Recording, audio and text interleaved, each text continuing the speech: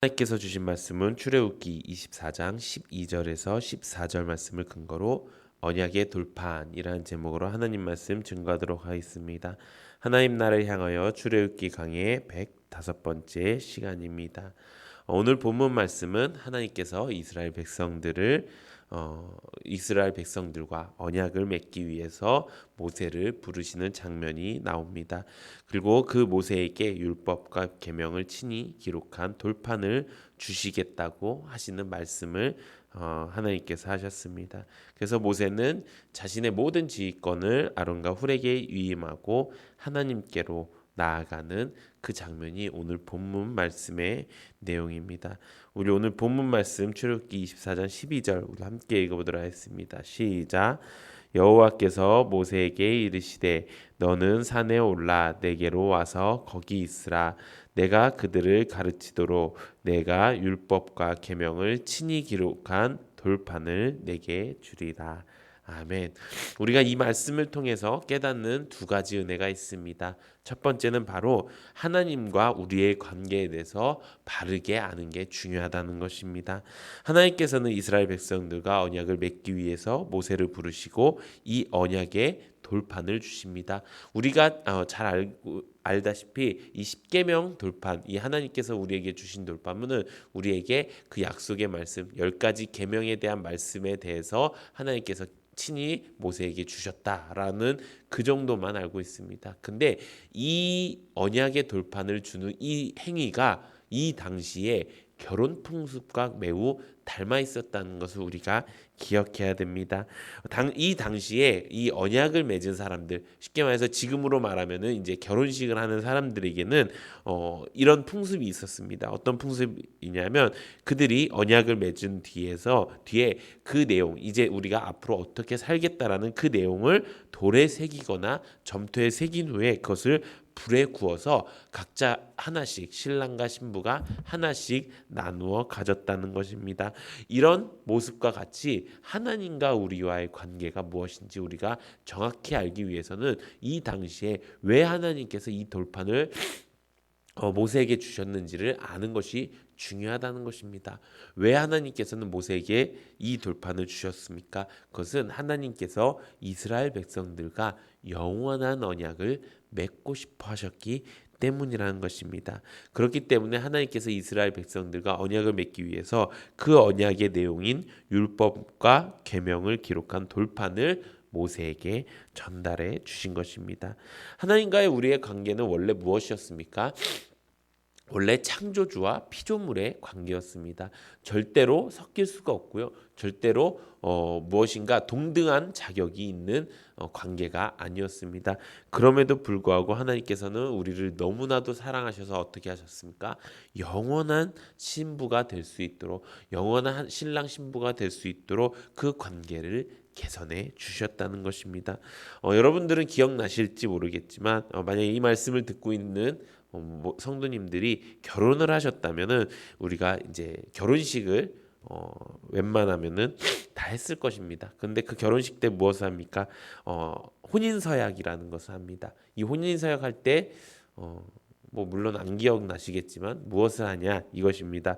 다른데 다른 여러 가지 서약이 있지만 딱 한 가지 잊지 않는 서약이 있습니다. 그것은 평생 이 사람만을 사랑할 것을 맹세하십니까? 라는 그런 공통적인 질문이 있습니다. 그럴 때 신랑은 네라고 대답하고 신부도 부끄럽지만 네라고 대답하는 모습을 우리가 볼 수 있습니다. 그리고 그 언약을 지키기 위해서 평생 우리가 살고 있지 않습니까? 저만 그렇습니까? 다 그렇게 산다고 믿고 말씀을 전하도록 하겠습니다. 그 언약을 우리가 평생토록 지키는 것처럼 우리와 하나님과의 관계도 마찬가지인 것입니다. 내가 하나님의 말씀을 평생 지키겠다. 내가 하나님을 평생 행복하게 해드리겠다라는 그 결단이 우리 가운데 반드시 필요하다는 것입니다. 우리도 하나님과 언약을 맺은 백성입니다. 예수님의 그 피로 말미암아 우리가 하나님과 다시 만나게 되었고 그 언약이 다시 새로운 언약으로 우리에게 다가왔다는 것입니다. 그것을 지키며 사는 것, 그것이 바로 하나님과 우리와의 관계, 이 약속의 관계, 언약의 관계를 평생토록 바르게 맺어가는 모습이라는 것입니다. 우리가 이렇게 하나님과의 바른 관계를 통해서 내가 하나님께 어떤 존재이고 또 하나님이 나에게 어떤 존재인지 우리가 깨달아가는 은혜가 있기를 예수님의 이름으로 축원합니다. 두 번째, 이 말씀을 통해서 우리가 깨닫는 은혜는요, 하나님께서는 아무와 언약을 맺으시지 않으시고 하나님이 택하신 백성에게 백성과의 언약을 맺었다는 것입니다. 이 십계명을 기록한 이 돌판을 하나님께서는 언약의 상징물, 그러니까 지금으로 말하면 어떻게 보면은 결혼 반지라고 생각할 수가 있습니다. 결혼한 사람들은 물론 다 그렇지는 않지만 결혼한 사람들은 그 언약의 선물로 서로 반지를 주고받습니다. 이제 당신은 나의 사람입니다라고 해서 똑같은 반지를 주고받는 것처럼 이 언약의 돌파는 하나님께서 자신의 백성을 떠나지 않고 지키겠다는 이 약속의 표시였습니다. 이스라엘도 마찬가지였습니다. 이 돌판을 내 결혼 반지라고 생각하고 내 예물이라고 생각하고 이 내용을 떠나지 않고 지키고 산다면 이 하나님과의 언약의 관계는 영원히 지속될 것입니다. 우리는 하나님께 택하심을 받은 사람들입니다. 그것만큼 더 기쁜 것이 있을까요? 지금 이 땅에 수많은 사람들이 살고 있습니다. 그런데 하나님께서는 그 많은 사람들 중에서 특출나게 잘생기거나 특출나게 이쁘지도 않은 나를 보시고 이렇게 말씀하십니다. 너는 평생 내가 사랑으로 언약을 맺은 내가 택한 나의 사랑이야 라고 말씀해 주시는 것입니다. 만약에 내가 그것이 너무나 당연하게 느껴지거나 그것이 은혜가 되고 기쁨이 되고 감사가 되지 않는다면 그것은 어쩌면 문제가 있는 것입니다. 내 인생에 내가 다시는 만날 수 없는 그 존재, 내가 범접할 수도 없는 그 존재가 나의 영원한 동반자가 되어주신다는 것인데 내가 그것에 대해서 감사함도 없고 기쁨도 없다면 그 관계는 오래 가지 못하고 깨어질 수가 있다는 것입니다. 하나님께서는 우리와 영원히 행복하게 살기 위해서 이 땅에 모든 것을 창조하셨고요.